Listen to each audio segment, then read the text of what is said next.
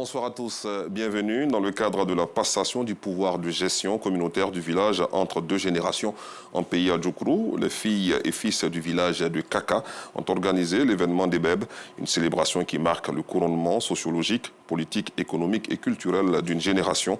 C'est au tour des patriarches issus de la génération Boudjil de succéder à la génération sortante Nigbessi pour un mandat collégial de 8 ans. Notre reporter Noussangaré va nous inviter à découvrir cet événement d'envergure du terroir ivoirien dans l'escale 225 tout à l'heure dans la grande édition. Toujours dans notre pays, la cité Colas est un quartier de la commune de Songon, une cité construite pour accueillir certaines familles impactées par la construction du 4e pont.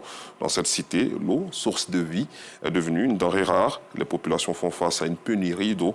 La seule alternative pour elles, l'eau de Marigot, située juste derrière la cité, d'où leur appel à l'aide au micro de Noussangaré.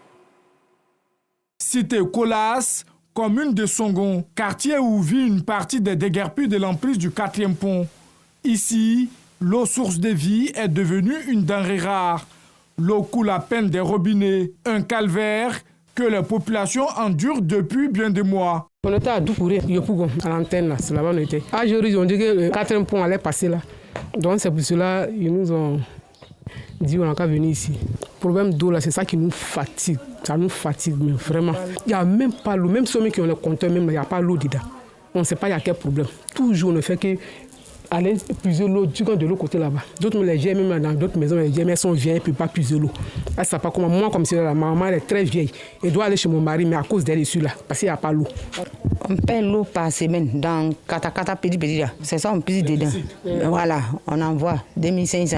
Comme alternative, les habitants de la cité s'approvisionnent au marigot, situé dans les encablures de la cité. Tous les jours, on vient puiser l'eau, parce qu'il n'y a pas d'eau chez nous. On est venu, ça vaut 3 ans. On a compté, mais on n'a pas d'eau. Donc nous, on est fatigués de puiser l'eau. On ne sait pas comment on fait. On ne pourrait pas avec, on fait tous les ménages avec. Mais on fait comment? S'il n'y a pas d'eau, on est obligé de préparer avec. Comme à l'accoutumée, ce matin, en dépit de son état de grossesse, Mariam est venue puiser de l'eau dans ce cours d'eau.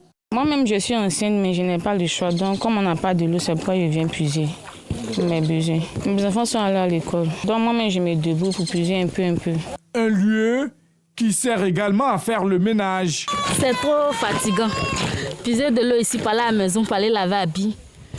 Vaut mieux laver ici. Et charger pour aller chercher à la maison, c'est mieux. Très grenu, même des cépons. Beaucoup de choses, les verres, guignets, tout ça, souvent ça rentre dans les enfants, ça rentre dans leur corps. On vient avec les enfants, quand on vient laver habits, il n'y a pas quelqu'un pour les laisser à la maison, donc on les envoie ici. Donc pour le moment, quand on lave habits, les enfants ils jouent dans l'eau. Donc c'est dans ça, les verres rentrent dans leur corps. Pourtant, cette eau est source de nombreuses maladies dans le quartier, d'où les cris de cœur des habitants. Quand tu viens, on paye.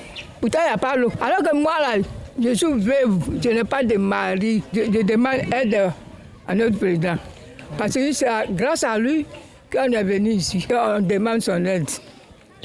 Il n'a qu'à venir à nos secours. Nous souhaitons vraiment que le gouverneur fasse face à cette situation. Bien vrai qu'on a des constructions bien bâties, les canalisations sont bien, mais quand tu vois un être humain dans un endroit, c'est qu'il y a l'eau. Mais quand il n'y a pas l'eau, il n'y a pas de vivre là-bas. La problématique de l'eau potable est une préoccupation majeure dans ce quartier de la commune de Songon. Une solution pérenne à cette situation soulagera à coup sûr les populations. Et puis la jeune chambre internationale Émeraude a procédé hier à l'hôtel Palm Club de Cocody à sa rentrée solennelle qui visait justement à ouvrir le nouveau mandat de l'année 2025. Une cérémonie qui a permis aux membres de la dite organisation de se prononcer sur les défis qui attendent JCI Émeraude. Le reportage de Abdoulaziz Daramé et de Kader Batil vous sera proposé à 19h30. À l'international au Soudan, au moins 54 personnes ont été tuées ce samedi dans un bombardement attribué aux paramilitaires soudanais des forces de soutien rapide contre un marché à Omdurman, proche banlieue de Khartoum, a indiqué une source à l'hôpital Al-Nao. Cette même source déplore également plusieurs blessés avant d'ajouter que l'établissement est débordé et a besoin de davantage d'unités de sang et d'équipements pour soigner les blessés. Enfin, dans quelques heures, le président américain Donald Trump devra mettre sa menace à exécution en signant un décret imposant une augmentation des droits de douane de 25% pour les produits venus de ses voisins canadiens et mexicains et de 10% pour les importations en provenance de Chine. Pékin n'a pas encore officiellement réagi, mais prépare sa réponse depuis des mois. Je vous retrouve à 19h30.